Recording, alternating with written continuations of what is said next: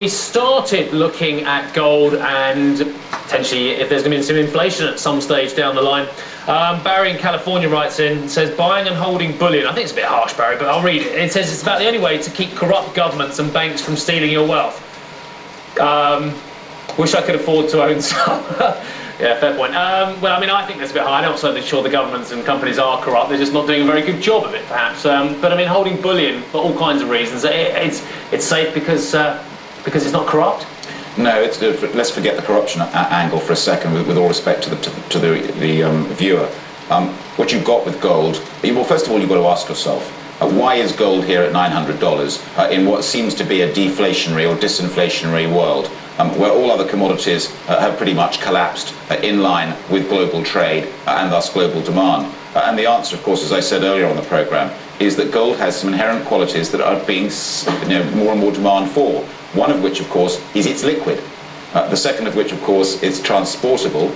You can store it anywhere anonymously, which is going to be extremely valuable in what I think will be a super tax environment that we're going into over the next 5 to 10 years.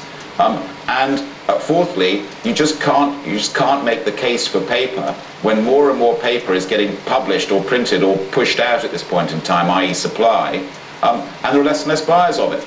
So you just know that we're getting to this debasement point in currencies. And just to confirm, we have reached peak gold, haven't we? I mean, they're not producing more gold. There's no great new finds coming on board, are there? Well, I think you've then got to go to the demand side of the equation, and I very much like, particularly when you've got paper that can be printed ad infinitum, and it is being printed ad infinitum right now, Steve. What I like about gold is that it has a sort of finite supply. Yes, they can find a new gold mine here or there, but it's just not going to be in the quantities that is going to be demanded. Why? What are those quantities?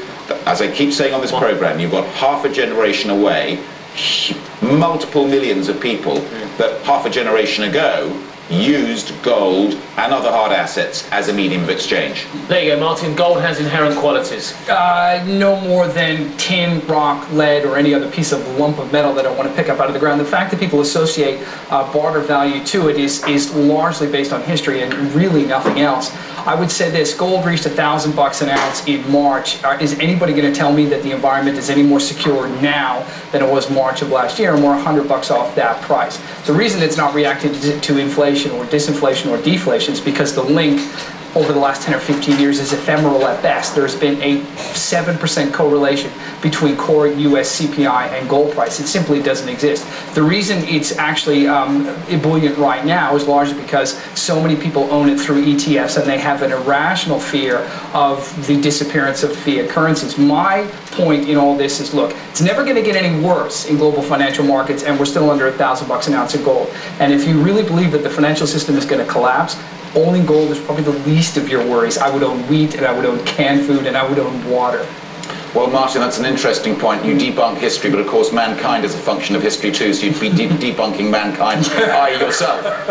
I would say to you very sincerely, Martin, that the key issue here when you look at gold is look at how gold has performed relative to the financial sector over the course of the last 6 months, 3 months, 12 months. It's underperformed U.S. Treasuries. It's completely outperformed the U.S. financial sector, the global financial sector. A basket of U.S. Treasuries returned you 15% in 2008, and gold would have lost your money. Let's take those U.S. Treasuries. It's a fair point, but it's a wrong point. Why? Because we have a manipulated environment in that U.S. Treasury market, because we know that quantitative easing is going to come through to support it. Otherwise, we wouldn't be in the pretty much consensus view that it's a bubble environment. And lastly, I'll say to you about gold, you talk about it in terms of its comparisons to other base metals, etc., but nothing has the intrinsic rarity that gold does relative to the demand that is continuing to increase for it. And you still have to make the case as to why gold is there at $900 when lead, nickel,